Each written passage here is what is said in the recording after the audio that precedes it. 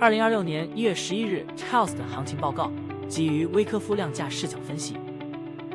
阻力位93、00094、000美元与91500美元，短期动量转弱区。支撑位88、50089、500美元与86、00087、000美元，关键需求区测试。市场信号：高位滞涨，成交量枯竭，派发阶段概率高。操作建议：反弹至91、20091、800美元做空，多头观望等待验证。感谢观看，关注我，每天为您带来最新的盘口技术分析。